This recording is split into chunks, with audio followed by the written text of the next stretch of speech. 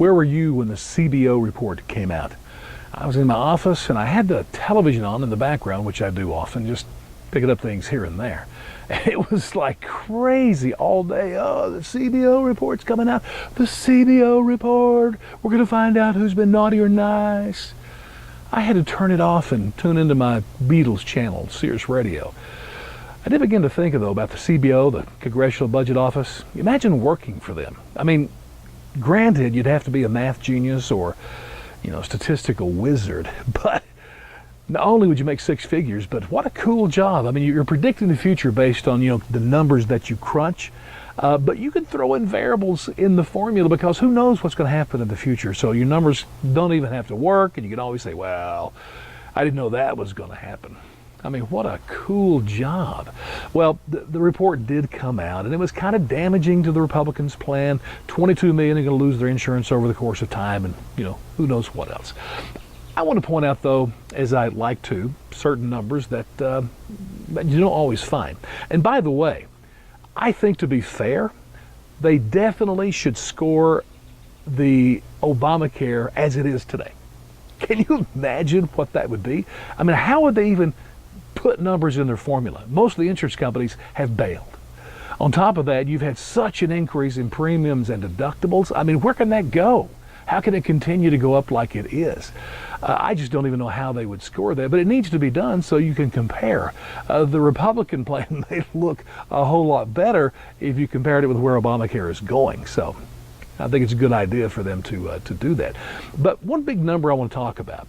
Before Obamacare passed, the number that we heard endlessly was that 40 to 45 million people did not have insurance, which meant they did not have access to health care, which meant that there were thousands and tens of thousands dying in the streets. You remember the story.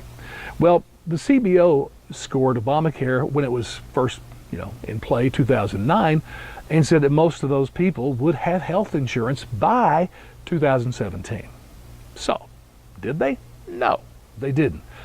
Even worse, do you realize that most of the people that were uninsured when Obamacare passed are still uninsured? And even crazier, based on just the tax year that we ended, 2016, ready for this?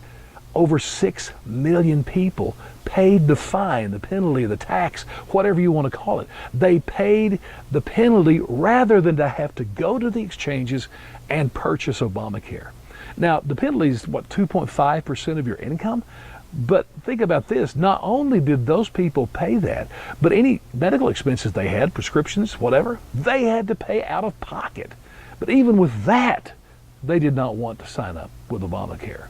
Somehow, I bet CNN will not do any type of investigative report among those people.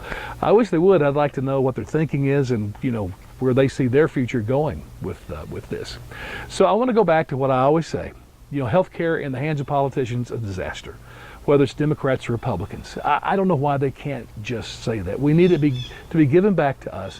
We make our own decisions about what we want, what we don't want, and to go with it from that angle, just between me and my doctor, nowhere else.